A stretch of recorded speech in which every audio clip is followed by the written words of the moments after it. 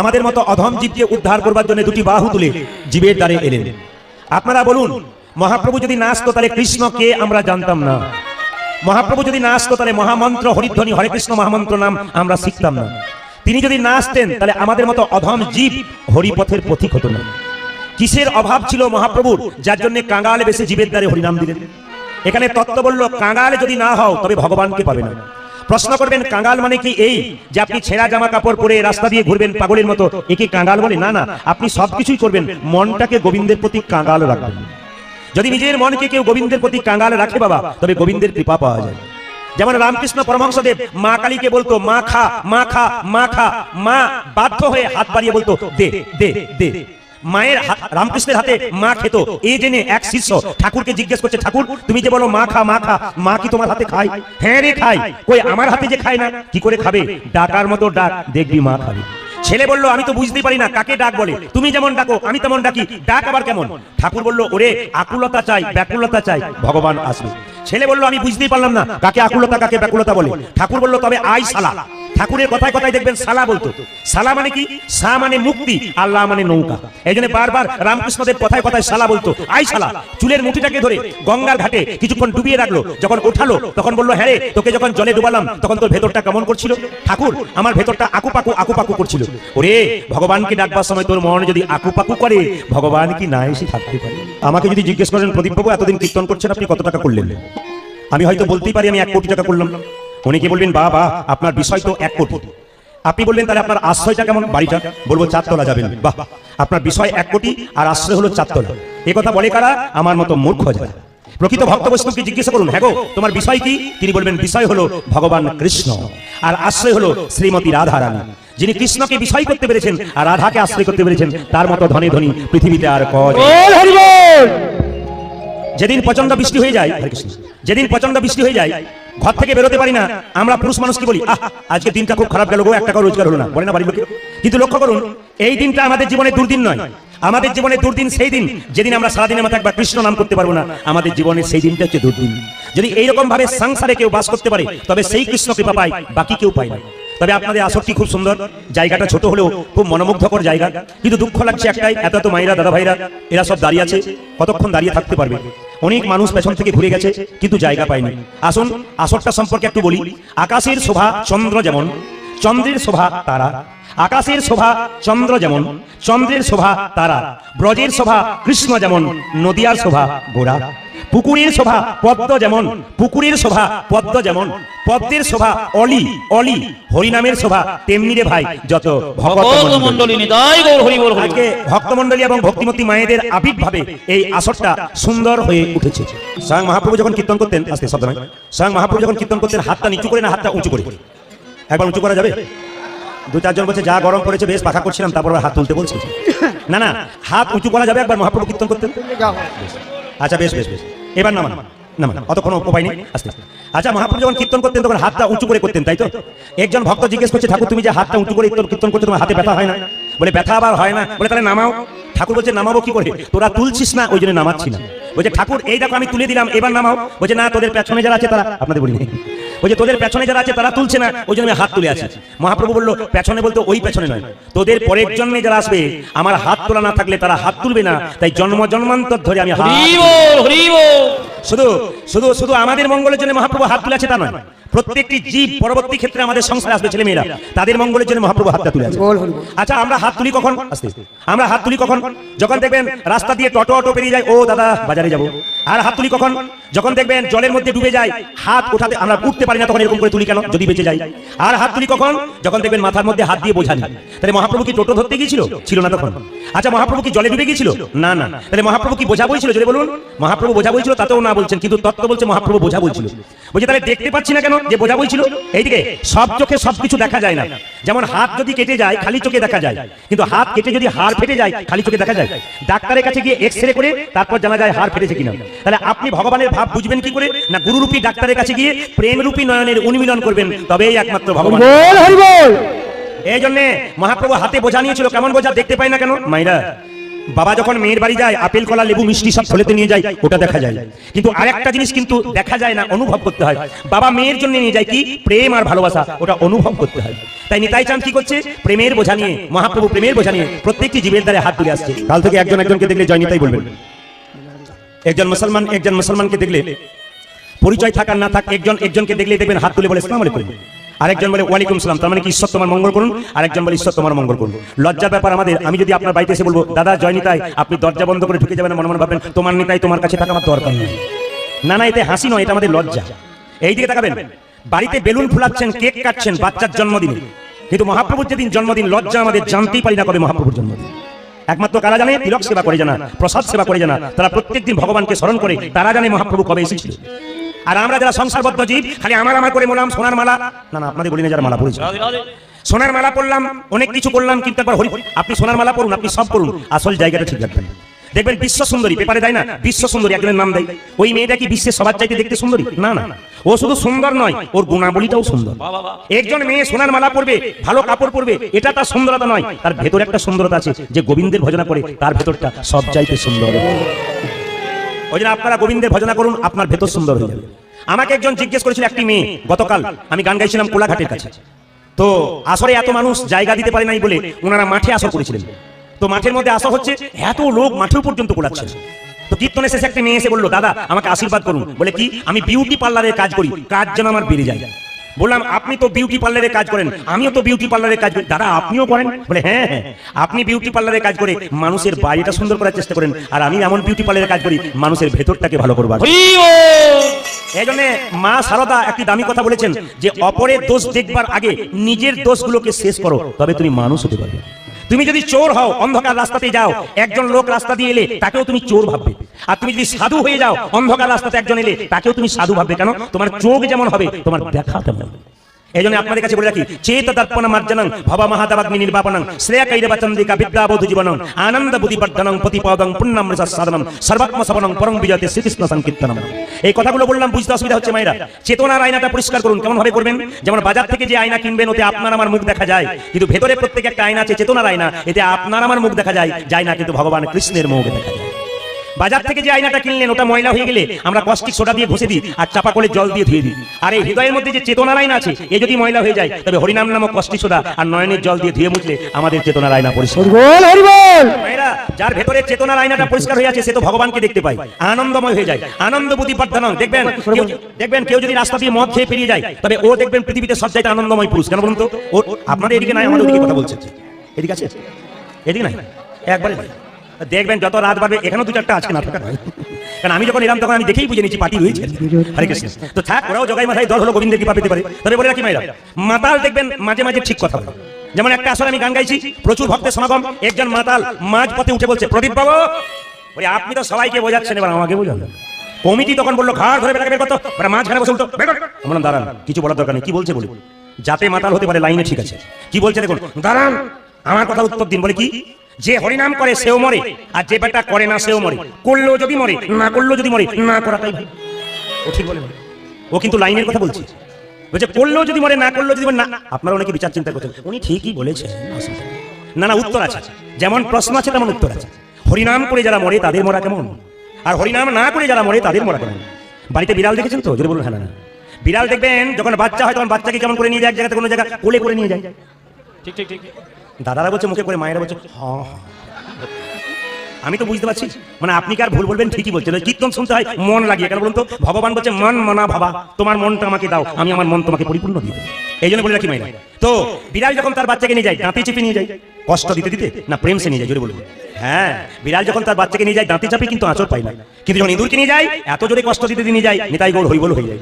তাহলে ভক্ত ভগবানকে ডাকে, ভগবান তাকে নিয়ে যায় কেমন? বিড়াল বাচ্চার মতো প্রেম সে ভক্তকে স্বর্গের পথটা পরিষ্কার। আর যারা হরিনাম করে না তারা তো বুঝতে পারছেন, ইঁদুরের মতো তাদেরকে কেমন করে নরকের পথটা পরিষ্কার করে দেয়। আসুন, এই জন্য আপনাদেরকে বলে রাখি, হরিনাম করবেন, আনন্দ পাবেন। এইদিকে মদ খেয়ে আনন্দ পেতে পেতে ওর লাংস, কিডনি, লিভার একদিন নষ্ট হয়ে যায়, আনন্দ পেতে পেতে নিরানন্দের সাগরে পৌঁছে যায়। কিন্তু হরিনাম এমন একটা মদ, প্রথমে সবার আনন্দ লাগে না, কিন্তু আনন্দ পেতে পেতে পেতে পেতে একদিন পরমানন্দ গোবিন্দের চরণে লাভ হয়। আর যেদিন আপনি পরমানন্দ গোবিন্দের নাম করবেন সেদিন আপনার জীবনটা আনন্দে পরিপূর্ণ হয়ে যাবে। আপনাদের প্রত্যেকের বাড়িতে গাড়ি বাড়ি টাকা পয়সা ধন দৌলত হোক আর না হোক, একটা জিনিস যেন হয়। কি বলুন তো?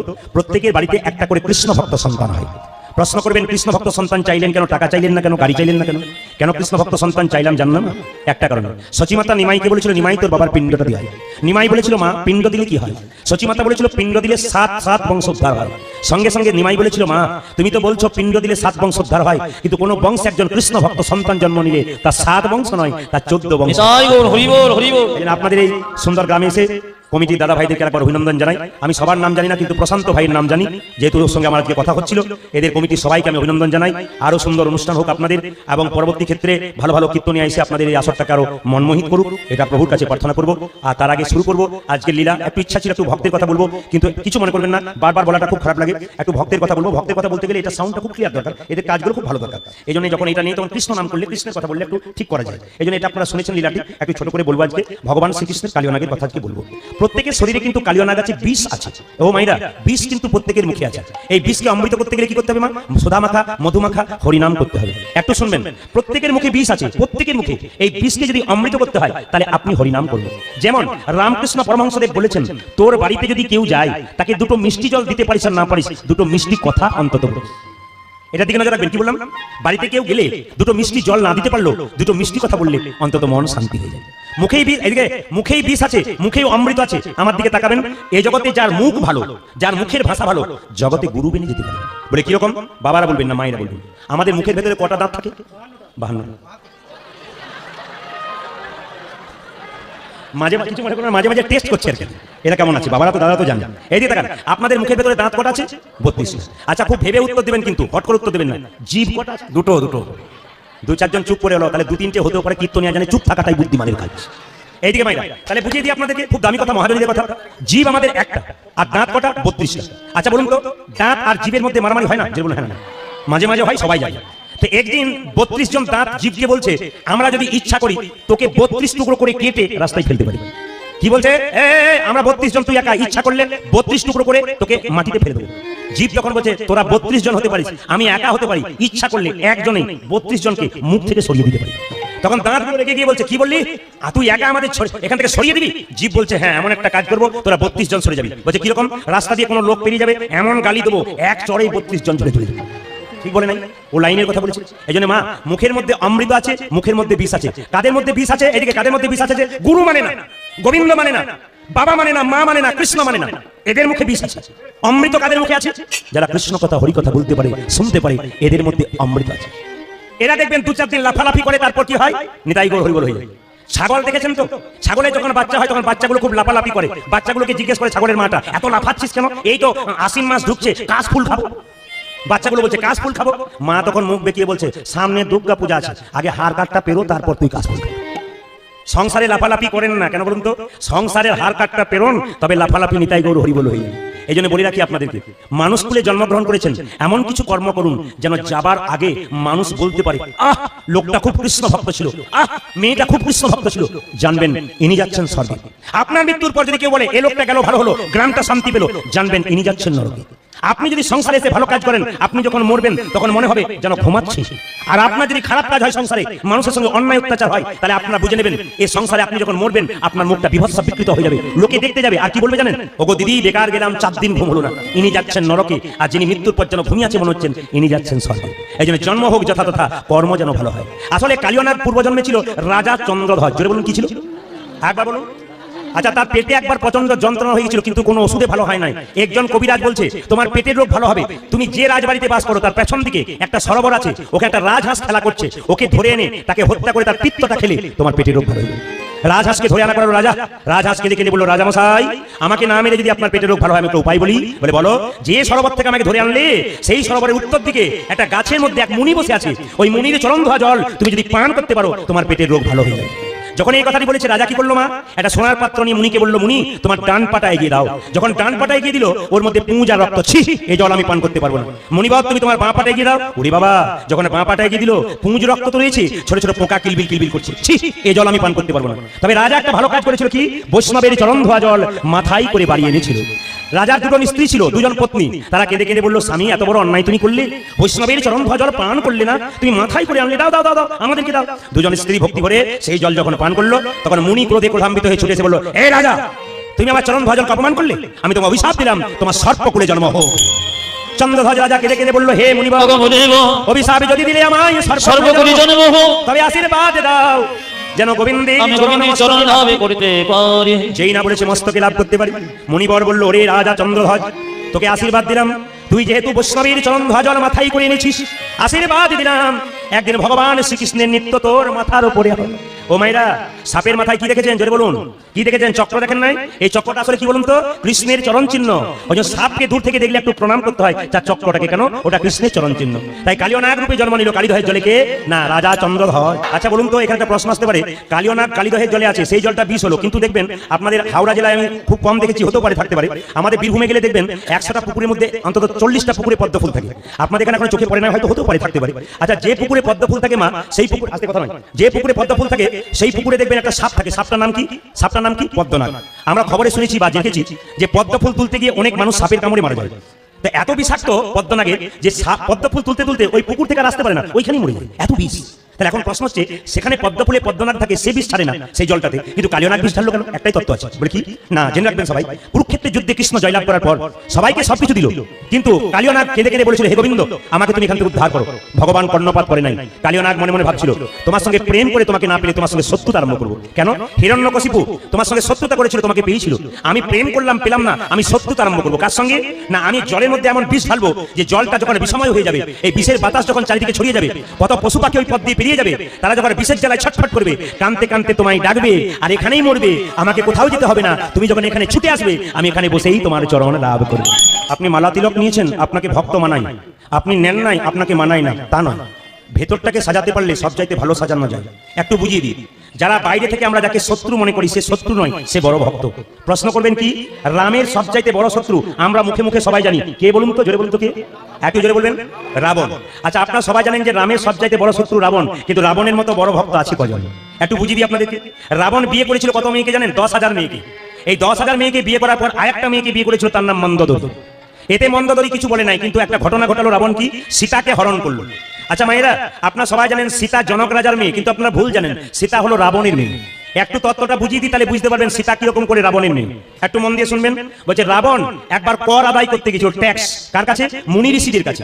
মুনি ঋষিরা বলেছিল, রাবণ ট্যাক্স কর তোমাকে দেবো কেন? দিলে তো ভগবানকে দেবো, আমরা তো ভগবানের, ট্যাক্স কর দেবো তো তাকে দেবো, তোমাকে দেবো কেন?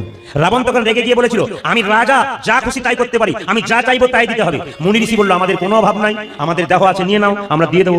রাবণ কি করেছিল? ছুরিতে করে ওই মুনি ঋষিদের রক্ত, এখানে হাতটা কেটে মুনি ঋষিদের রক্ত পাত্রে করে নিয়ে এসেছিল। তখন মুনি ঋষিরা চিৎকার করে বললো, রাবণ, এই যে আমাদের শরীরের রক্ত তুমি নিয়ে চললে বাড়িতে, কথাই রাখো, মনে রেখো, বলে কি, এই রক্ত তুমি যদি কোনোদিন পান করো, তৎক্ষণাৎ তোমার মৃত্যু হবে। সে কথাটা কাকে বলেছে? রাবণকে বলেছে। রাবণ বাড়ি নিয়ে গেল, মন্দোদরীকে বললো, মন্দোদরী, এই যে এক বাটি রক্ত আনলাম মুনি ঋষিদের শরীরের রক্ত, যদি কোনোদিন খেয়ে ফেলে আমি মরে যাবো, রাগ করলে যেন দিও না, আলাদা জায়গায় কোথাও রেখে দিও। লক্ষ্য করুন, মন্দোদরী রক্তের বাটিটা অন্য জায়গায় রেখে দিয়েছিল। এক সময় রাবণ যখন যুদ্ধে গেল, তখন তার মোবাইল ফোন ছিল না। রাবণ যখন যুদ্ধে গেল, আর ফিরছে না, ওর স্ত্রী মন্দোদরী তখন মনে মনে ভাবলো, তাহলে বোধহয় স্বামী মারা গেছে। সে কি করলো? ও জানে স্বামী যদি মারা যায় আমার বেঁচে থেকে কি লাভ আছে। ও জানে সেই পাত্রের রক্তটা আছে, ওই রক্তটা খেলে আমি মরে যাবো। কিন্তু ওর তো মরার কথা নয়, রাবণের মরার কথা বলেছিল। মন্দোদরী ওই রক্তটা যখন পান করেছিল, তার ফলে একটা উল্টো ফল হলো কি, মন্দোদরীর গর্ভে এলো সন্তান। সেই সন্তানটার নাম কন্যা সন্তান। ওই মেয়েটা তাকে জলে, ওই নদীর জলে ভাসিয়ে দিল, কলার পেটোর মধ্যে ভাসতে ভাসতে ভাসতে ভাসতে জনকপুরীতে গিয়ে রাখলো। জনক রাজা হলাকর্ষণ করে সীতাকে পেল বলে জনকের কন্যা বলা হয়, কিন্তু প্রকৃতপক্ষে সীতা হলো রাবণের কন্যা, যেহেতু মন্দোদরীর গর্ভে সে জন্ম নিয়েছিল। ও মায়েরা, সীতাকে যখন রাবণ হরণ করলো, মন্দোদরী চিৎকার করে বলল, স্বামী, আমি বুঝতে পেরেছি এইবার তোমার ধ্বংস এলো। বলে, কেন? তুমি ভগবানের স্ত্রীকে চুরি করেছো, ছি, তোমার লজ্জা করে না? ছি, তোমার লজ্জা করে না? সঙ্গে সঙ্গে রাবণ মাথা প্রেম, রাবণ মাথা নিচু করে বসে বসে বলেছিল, মন্দোদরী, বলে কি, মন্দোদরী, সীতা আমার মা। চুপ করো, আর কোনদিন কথা বলবে না। মন্দোদরী, সীতা আমার মা। চুপ করো, চুপ করো, তোমার মুখে কথা মানাই না। সীতা যদি তোমার মা হয়, তবে সীতাকে তুমি রাজপুরীতে রাখলে না কেন, অশোক বনে রাখলে কেন? রাবণ সেদিন মাথা নিচু করে বলেছিল, দেখতে এটা রাজপুরী, কিন্তু এটা পাপের পুরী। মাকে কখনো পাপের পুরীতে রাখা যায়? তোমার যদি সীতা মা হয়, তবে অশোক বনে রাখলে কেন? ওগো মন্দোদরী, অশোক বনে রাখলাম কেন জানো? যেখানে কোনো শোক নাই সেটাই তো অশোক বন। বেশ, মেনে নিলাম, যেখানে শোক নাই সেটা হচ্ছে অশোক বন। তোমার মাকে সেখানে রাখলে তাহলে তোমার লোক কেন বারবার সীতাকে আঘাত করছে? তুমি কিছু বলছো না কেন? এ কথা শুনে রাবণ বলছে, শোনো শোনো মন্দোদরী, ওগো মন্দোদরী, সীতাকে আঘাত করলে আমি প্রতিবাদ করি না, কেন জানো? কেন জানো?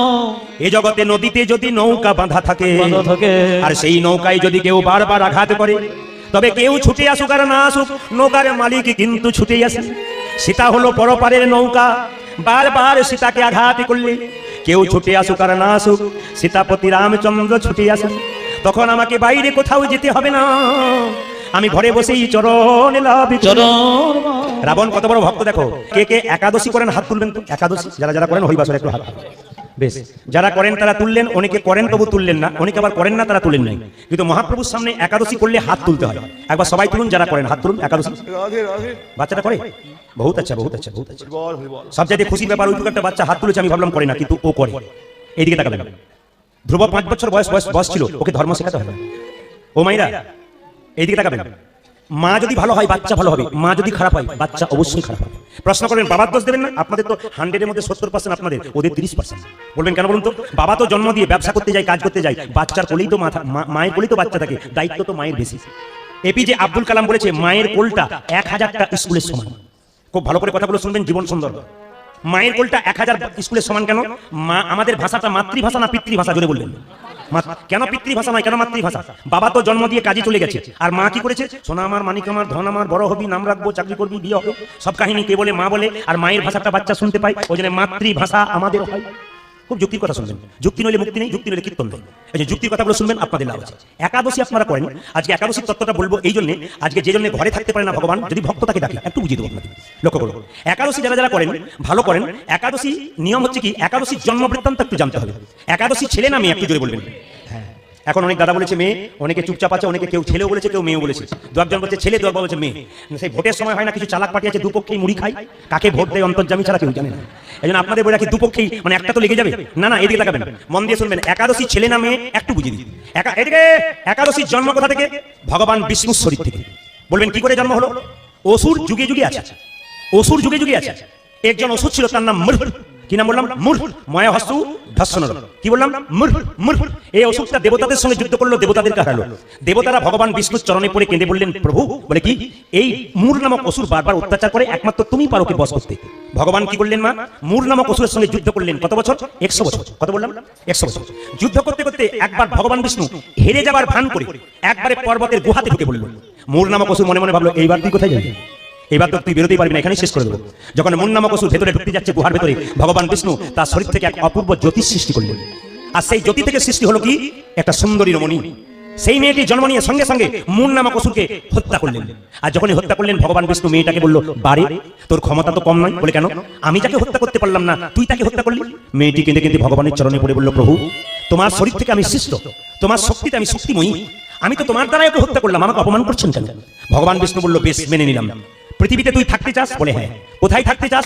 বলে পৃথিবীতে আমাকে জায়গা দাও, আমার মধ্যে যারা আশ্রয় নেবে, যত তীর্থ ঘুরে যে ফল লাভ হবে, আমার মধ্যে আশ্রয় নিলে সেই ফল লাভ হবে। ভগবান বিষ্ণু বললেন, নাম রাখলাম তোর একাদশী। পৃথিবীতে যত মানুষ যত তীর্থ ধামে যায়, যত ফল লাভ করে, সেই ফলের একদিন একাদশী করলে আপনার সেই ফল লাভ হবে। যদি এই পথ আমরা জানি, তাহলে আমরা করবো না কেন?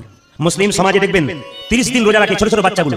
মাকে বলে, মা রোজা রাখবো। মা বলে, আল্লাহ তোর বরকত করুক, খুশি খুশি, আমি বহুত খুশি। কিন্তু আপনাদের এখানে নয়, আমাদের ওখানে ছোট্ট বাচ্চা যদি মাকে বলে, মা প্রতিদিন ভাত খাই, আজ তোমার সঙ্গে একাদশী করবো, ফল খেয়ে থাকবো, মা তখন কানে ধরে বলে, বুড়ো বুড়ো কথা, ডাক্তার বলেছে না খালি পেটে থাকলে মরবি, বুড়ো হলে করবি। ধর্মটা কারা নিয়ে যাচ্ছে নিচে? যুক্তির কথা মা বাবাগুলো নিয়ে যাচ্ছে। আপনি বাচ্চাকে উপরে উঠাতে পারেন, আপনি বাচ্চাকে নিচে নামাতে পারেন। শেষে বলবেন, আমার ছেলে ভাত দেয় না, দেবে কি করে? কৃষ্ণ ভক্ত সন্তান না হলে ভাত দেবে কি করে? বিবেক বৈরাগ্য যার জন্ম হবে না, সে ভাত দেবে কি করে? স্কুলে ছেলে মেয়েদেরকে পড়াচ্ছেন, ওখানে শিক্ষা দেওয়া হয় না, ওই শিক্ষা দেওয়া হয়, চাকরি পাবে কি করে? মানবতার শিক্ষা মাত্র হরিবাসরে দেওয়া হয়, বাকি কোনো জায়গা হয়।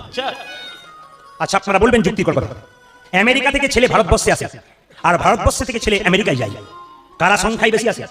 আমেরিকার লোক এখন ভারতবর্ষে বেশি আসে।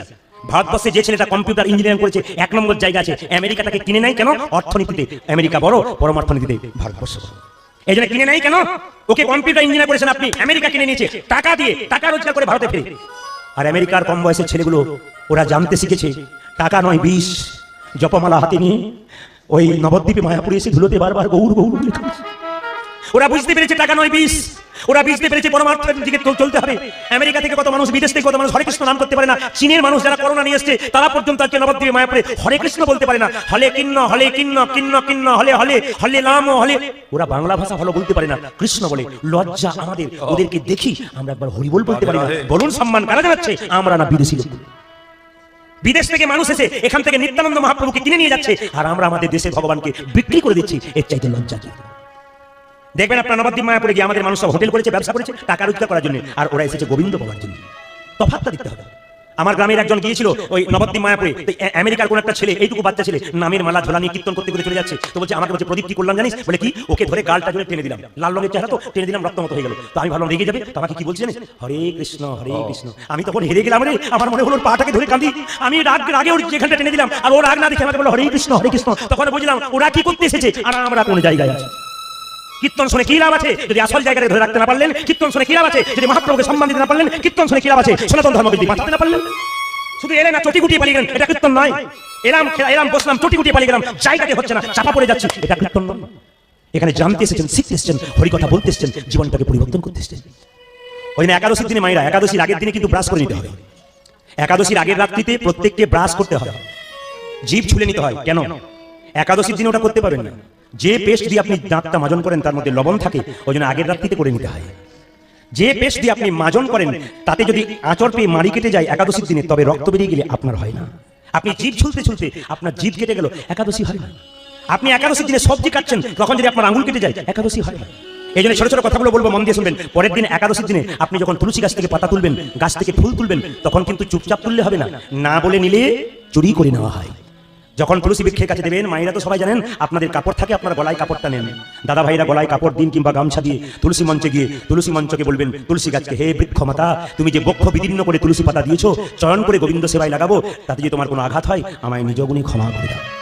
এটা বলে তুলসী পাতা তুলতে হয়, না বলে তুললে চুরি করা হয়। আপনি ফুল গাছ থেকে ফুল তুলছেন, তবু কিন্তু আপনার, ধরুন লক্ষ্মী পুজোর জন্য ফুল তুলছেন, জয় শ্রী লক্ষ্মী বলে ফুল তুলতে হবে, তাহলে লক্ষ্মীর কৃপাটা অর্ধেকটা তুলতে তুলতে হয়ে যাবে। একাদশীর দিনে ফুল তুলছেন ভগবানের সেবার জন্য, জয় শ্রীকৃষ্ণ বলে তুলবেন, তুলতে তুলতে অর্ধেকটা কৃপা কিন্তু ওইখানে হয়ে যাবে। কেন? তুলতে তুলতে ফুল যদি আপনি দেহটাকে গোবিন্দ সেবায় লাগাতে না পারেন, তার আগে তো অর্ধেকটা কৃপা হয়ে যাবে। যার দেবতার নামে পুজো করবেন সেই দেবতার নাম করে তুলতে হয়। এই জন্য ফুল গাছকে বলবেন, হে বৃক্ষ মাতা, তুমি যে বক্ষ বিদীর্ণ করে ফুল দিয়েছো, এই ফুল গোবিন্দ সেবায় লাগবো, এতে যদি কোনো আঁচল লেগে থাকে তুমি নিজ গুণে ক্ষমা করে দিবে। এগুলো নিয়ম। এই নিয়ম করবেন তো আপনার জীবন সুন্দর হবে, এই নিয়ম না করলে জীবন আপনার সুন্দর হবে। এই জন্য আপনাদেরকে বলে রাখি, একাদশীর দিনে সকাল থেকে সন্ধ্যে পর্যন্ত একই রকম চিন্তা, কৃষ্ণ। একই রকম চিন্তা, কৃষ্ণ। কাউকে দেখা হলে বলবেন জয় শ্রীকৃষ্ণ, ভালো আছে তো বাবা, এটা বলবেন। সেদিন আপনি মুখে থেকে খারাপ বাক্য আনবেন না। সেদিন থেকে আপনার অভ্যাস হবে, আপনি শুরু হয়ে যাবেন কৃষ্ণ বলতে। একজনকে দেখলে বলবেন জয় শ্রীকৃষ্ণ, রাধে রাধে বাবা, রাধে রাধে, ভালো আছে তো। যত রাধে রাধে বলবেন মুখ মিষ্টি হবে, যত কৃষ্ণ কৃষ্ণ বলবেন মুখ মিষ্টি হবে। গালি দেবেন আপনার মুখ খারাপ হবে। একাদশী দিনে পঞ্চশস্য খেতে নাই, এটা আপনাদের সকলের জানা, বাদ দিয়ে অন্য জায়গাটা বলুন না। বলুন পঞ্চশস্যটা বলে রাখি কি কি মা? চাল, গম, জব, সরিষা, ডাল। অনেকে দেখবেন শ্যামা চালের পায়েস খায়, এ নিয়ে দুমত আছে। কেউ বলছে খেতে আছে, কেউ বলছে খেতে নাই। দরকার নাই, সেদিন নাই বা গেলাম, শ্যামা চালের পায়েসটা খেতে হবে না, খেলেন না। আপনি ফল খাবেন, হরে কৃষ্ণ মায়েরা। আপনি যদি নির্জলা না করতে পারেন ফল খাবেন। আপনি সবজি খেতে পারেন, সেদ্ধ সবজি, কি দিয়ে? পেঁপে, কাঁচা কলা, হ্যাঁ, আর কি কুমড়ো, আলু সেদ্ধ খেতে পারেন। লবণ দেবেন, কিন্তু সন্দক লবণ দেবেন। তেল দেবেন, সরিষার তেল মাখবেন না, সরিষার তেল দেবেন না। আপনি ঘি দিয়ে তৈরি করবেন, পেটে গন্ডগোল আছে ভয় করছেন, আপনি সানফ্লাওয়ার দেবেন, আপনার কোনো অসুবিধা নেই। সারাদিন কিন্তু কৃষ্ণ চিন্তা আপনাকে করতে হবে। এইবার বলি আপনাদেরকে, ঘরে বসে ভগবানকে পাওয়া যায় তার প্রমাণটা দেখুন। সংসারে ভগবানকে পাওয়া যায়, সংসারে বাইরে পাওয়া যায় না, প্রমাণ দেখুন। ভগবান বলে না ঘরে রইতে পারি না, একটা কথা বলে গেলেন না, ঘরে রইতে পারি না ভক্তি জামাই দেখে। মা যশোদার গুরুদেবের নাম ছিল কর্ণম মুনি। যে বলুন কি বললাম? যে ঘুমাচ্ছে সে বলুন কি বললাম? কি গুরুদেবের নাম কি বললাম?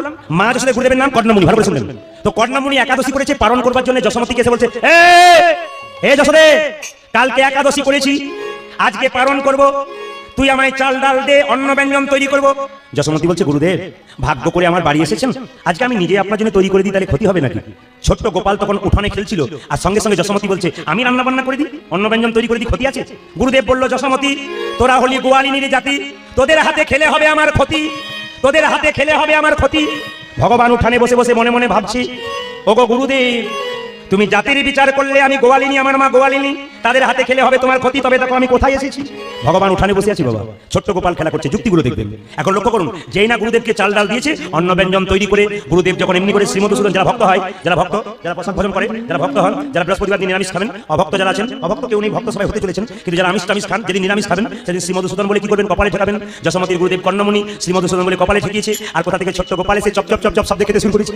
আর গুরুদেব চোখ মেরে বললো, যশোদে দেখ দেখ দেখ, তোর ছেলে আমার সব ভাতগুলো খেয়ে ফেলেছে গো, দেখ দেখ দেখ। যশোমতী ছুটে এলো, গোপালকে ধরে বলল, তোকে কে ডেকেছে? তুই খেলি কেন? গোপাল কেঁদে কেঁদে বলে, মা, ভক্ত যদি প্রসাদ নিবেদন করার সময় আমায় ডাকে, আমায় ডাকে, তবে কি ভক্তের ডাকে সাড়া দেওয়া আমার কর্তব্য নয়?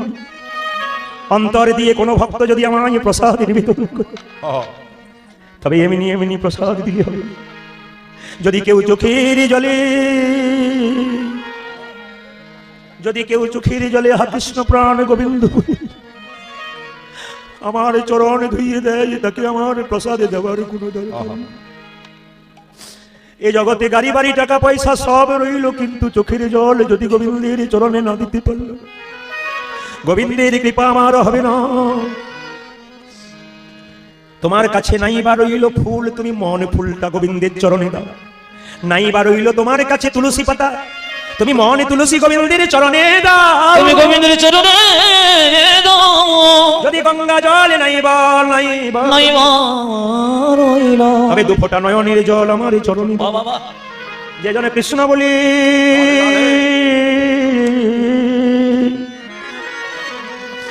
যে জনে কৃষ্ণ বলি নয়নে জলে ভেসে ভেসে আমার চরণে দুটো একবার ধুইয়ে দেয়, আমি চিরকালের তার দাস হয়ে যাই। জগতে বলে ভক্ত আমার দাস হয়, তা নয়। ভক্ত যদি নয়নে জলে ভেসে আমার চরণে স্মরণে করে, স্মরণ করে, তবে আমি তার দাস হই। সে আমার দাস হয় না, আমি তার দাস হই। লক্ষ্য করুন জায়গাটা খুব সুন্দর জায়গা। যশোমতী জেনে বলছে কে ডেকেছে, বলছে ও যদি আমাকে নিবেদন করার সময় ডাকে আমি কি না আসি থাকতে পারি? আমার দিকে মাইরা যশোমতী কি করলো, তোকে ডেকেছে, তোকে ডেকেছে, দাঁড়া দাঁড়া, দেখাচ্ছি মজা। গালে ধরে কানে ধরে দুধ থাপ্পড়, এই গালে একবার ওই গালে একবার। যেই না ভগবানকে মেরেছে, একবার ভগবান কাঁদছে একবার হাসছে। এখানে খুব দারুণ তত্ত্ব আছে। ভগবানকে মা মারলো, একবার কাঁদলো একবার হাসলো। কেন কাঁদলো হাসলো এই জন্য, আর কাঁদলো কেন জানেন? কাঁদলো এই জন্য, মা গো তুমি লোকের কাছে বলে বেড়াও 7 নয় 5 নয়, আমি নাকি তোমার একটি মাত্র গোপাল। একটি গোপাল। আমার নবনী তৈরি করবার সময় তুমি বসন অঞ্চলটা টুকরো করে কেটে নবনীটা ছেঁকে তুমি বারবার আঙুলে দিয়ে নেড়ে নেড়ে দেখো, যদি পাছে নবনী মোটা হয়ে যায় আমার বদনে লাগবে। এই তোমার ভালোবাসা মা, তুমি আমায় মারলে, লোকের কাছে আগে বলে বেড়াও, আর আমার গালে তুমি চর মারো। ভগবান হাসছে, আর হাসছে কেন? তুমি তো আমায় চিনতে পারোনি আমি কে। তুমি যদি চিনতে পারতে তাহলে তুমি কি আমায় মারতে পারতে? ভগবানের হাসার আর কাঁদার কারণ কি দেখুন। যশোমতী বলল, গুরুদেব কোনো চিন্তা নেই, বন্দি করে রাখবো আমার কাঁচা সোনা, আমার গোপাল তোমার কাছে আসবে না। এই বলে যশোমতী কি করলো, গোপালকে ধরে নিয়ে গিয়ে বাড়ির ভেতরে জানালার মধ্যে দড়ি দিয়ে বাঁধছে। কিন্তু বাঁধতে বাঁধতে 2 আঙুল কম পড়ে যাচ্ছে গিট দিতে গিয়ে। যশোমতী রেগে বললে, আচ্ছা ছেলের পাল্লাই পড়লুম বাপু, গিট দিতে দিতে 2 আঙুল কম পড়ে যাচ্ছে। ভগবান মনে মনে ভাবছে, মা গো এই জগতে দড়ি দিয়ে আমায় কেউ বাঁধতে পারে না, আমাকে বাঁধতে পারে না। এই জগতে যে জন আমায় প্রেমের প্রেমের প্রেমের বাঁধনে বাঁধতে পারে, যে জন আমায় প্রেমের বাঁধনে বাঁধতে পারে সেই একমাত্র পারে। যশোমতী কোনো মতে বাঁধতে পারছে না, তখন 2 আঙুল কম পড়ছে। 2 আঙুল কি কি? সেই সময় যশোমতী গোবিন্দকে বাঁধছিল, 2 আঙুল কম কি কি? একটা হচ্ছে প্রেম, একটা হচ্ছে ভক্তি। এই দুটো জিনিস যশোমতীর অভাব ছিল, বাঁধতে পারলো না। যশোমতী কি করলো না, ঘরে বাচ্চা ছেলেকে বন্দি করে নিয়ে দরজায় শেকলটাকে দিয়ে গুরুদেবের কাছে এসে বললো, গুরুদেব বলে কি বন্দি করেছি আমার কাঁচা সোনা, আমার গোপাল তোমার কাছে আসবে না। এবার আমি চাল ডাল দিলাম, অন্ন ব্যঞ্জন তৈরি করুন। আবার চাল ডাল দিয়েছে, অন্ন ব্যঞ্জন তৈরি করেছে। যশোমতী রান্নাশালায় বসে আছে, আর কোথা থেকে ছোট্ট গোপাল এসে আবার খেতে শুরু করেছে। গুরুদেব বলছে, যশোমতী দেখ দেখ দেখ, আবার তোর গোপাল এসেছে, আবার এসেছে। যশোমতী রান্নাশাল থেকে বলছে, গুরুদেব আপনি ভুল করছেন, ও আমার গোপাল নয়, পাড়ার কেউ বটে। যেই না বলেছে দেখে যা পাড়ার না ঘরে। যশোমতী বেরিয়ে এসে দেখলো, একই আমি দেখছি, ঘরে একটা গোপাল বেঁধে রেখেছি, আর বাইরে একটা গোপালে বসে আছে। গুরুদেব কেঁদে কেঁদে বলছে, যশোমতী রে একবার শেকলটা খুলে দেখো, আমি বাইরে গোপাল ভেতরে গোপাল দেখবো কিনা দেখি। যেই না দরজাটা খুলেছে দেখলো কি জানেন, ভেতরে একটা গোপাল বসে আছে, বাইরে একটা গোপাল বসে আছে। গুরুদেব কেঁদে কেঁদে বলছে, যশোমতী ভগবান পাবার জন্য বনে জঙ্গলে ঘুরে বেড়ালাম, কিন্তু কোনোদিন ভগবান পেলাম না। আজ আমার কত ভাগ্য ভালো, এই যে ঘরে গোপাল বাইরে গোপাল, ঘরে গোপাল বাইরে গোপাল। আপনারা সব সেজে এসেছেন তো? জোরে বলুন হ্যাঁ না। মানে সেজে বলতে এরকম, আজকে যেভাবে আসরটা আপনারা এঁটে বসেছেন তাতে আমি স্থির সিদ্ধান্ত নিয়েছি আজ 3টে পর্যন্ত কীর্তন করব। রাজি আছেন না? কোনো ব্যাপার নেই। আচ্ছা আচ্ছা, আমার ভাইগুলো বলছে 4টে পর্যন্ত গাও, মাইক ছেড়ে দাও, অসুবিধা 4টে পর্যন্ত। আচ্ছা হ্যাঁ, ছেলেগুলো বলেছে আমরা থাকবো। একটা কথা বলি, 3টে বলছে, আমি ভোর 3টে বলি না, 3 ঘন্টার কথা বলেছি। মানে তারপর যদি বা একটু বেশি ইচ্ছা ছিল, তাতে যা অবস্থা কালকাল আমাকে গান গাইতে হবে। যেখানে যাবো তিনি বলবেন কি অবস্থা করে এসছেন দাদা। তো যাই হোক, যেমন রাধা রানী কি, শ্যাম সুন্দর কি, মদন মোহন কি, হরিবাসর কি। আচ্ছা, তুলসীর মালা সব পড়েছেন? আস্তে অনেকে পড়েছেন, অনেকে পড়েন না। একজন বলছে মালা না নিলে কি ভক্ত হওয়া যায় না? হয়। মালা নিলে কি হয়? এদিকে তাকাবেন, মালার একটা লাভ আছে, তবে অনেক রকমের মালা আছে। কি মালা? আসতে আকন্দা ফুলের মালা।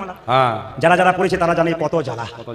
মালা পড়বার সময় তো বেশ ঢাক ঢোল বাজিয়ে যান, কিন্তু মালার পর সে জানে যে মালার কত জ্বালা। কেন বলতে এদিকে তাকান মাইরা, একটু মন দিয়ে শুনুন কথা বলবো। তুলসীর মালা আপনারা পড়বেন, সোনার মালা পড়বেন, কিন্তু সোনাটাকে কোথায় রাখেন? সোনার মালা আপনারা বিয়ে বাড়ি যান তখন পড়েন নাকি? সোনার মালা কীর্তন শুনতে আসেন তখন পড়েন। অনেকে সোনার মালা সবসময় পড়েন, কিন্তু সোনাটা যখন আপনারা পড়েন তারপর কোথায় রাখেন? আলমারিতে রাখেন না? আলমারির ভেতরে একটা আলমারি আছে, ওর নাম কি? লকার। নেই? আবার দেখবেন লকারের ভেতরে একটা কৌটো থাকে, তা তো সেফ থাকে না, কৌটোর ভেতরে রাখে। মাইরা, এই জগতে সোনা পড়লে রাস্তা দিয়ে পেরিয়ে গেলে চোর ডাকাতের ভয় থাকে, কিন্তু গৌর সোনাকে কেউ যদি একবার পড়তে পারে তার চোর ডাকাতের ভয়।